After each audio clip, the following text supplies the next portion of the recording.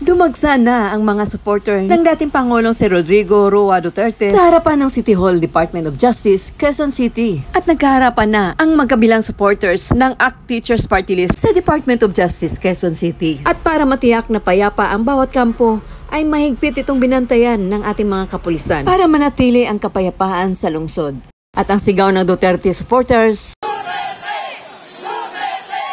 at ang kanilang pinaringgan ay ang mga supporters ng Teachers Act Party List. Ngayon ay Lunes, Desyembre 4, ang unang preliminary hearing na isinampa ni Franz Castro laban sa dating Pangulong si Rodrigo Roa Duterte. Sa kasagsagan ng ticket protest ay dumagsa rin ang mga Duterte political blogger at mag-isa itong sinagot ang mga makaliwa at bit-bit rin nito ang poster na may mugshot ni Castro. Walang ginawa! Yes, walang ginawa! Yes, walang ginawa! Ano to? Ano to? Ano na status ng kaso ni Franz? Anong status ng kaso na to? Nahuli at ikinulong si Castro noong 2018. Ito'y ukol sa 14 na bit-bit na minor de edad na walang paalam sa mga magulang sa talaingod sa kasong mga kidnapping, child abuse at trafficking. Pero kalaunan nakalaya rin dahil nagbayad ito ng piyansa. At mariin itong kinundina si Castro ng isang Duterte blogger. O Congressman Franz o Franz na komunista at NPA. Ang tanong ho ng taong bayan, kayo po ba yung Franz na NPA at komunista? Yun lang ho ang tanong namin eh. Yun lang ho ang tanong namin eh. Kaya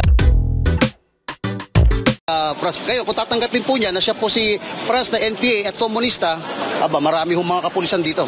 Ulihin niyo na ho. Hindi ba inuhulat ang mga NPA? Dalawang bagay lang yan. Kapag dinina niya, bakit pa siya nagpalang kaso dito?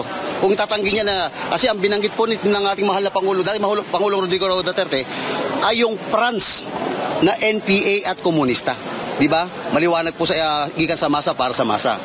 Now, ang tanong ko, siya ba ang NPA na tinutukoy at komunista? Ang mga nagtutulak o pasimuno nito ay ang mga dilawan dahil gusto nila na mapakulong si Duterte. Alam niyo na, isang napakalaking tinik si dating Pangulong Duterte sa mga dilawan. Tsak, tuluyan ng mamamahinga ang kanilang political ambition. Pero sorry na lang dahil mahihirapan silang pabagsakin ang mga Duterte dahil sa dami ng nagmamahal nito. Kaya naman itong taga Davao ng mga Citizen Coalition ay dumayo pa ito upang suportahan ang dating Pangulong si Duterte. Hanggang sa muli, nag-uulat, what's new? Sa hindi pa nakapag-subscribe, follow, and share, huwag niyong kalimutan na tangkilikin upang patuloy na makapaghatid ako ng magandang balita.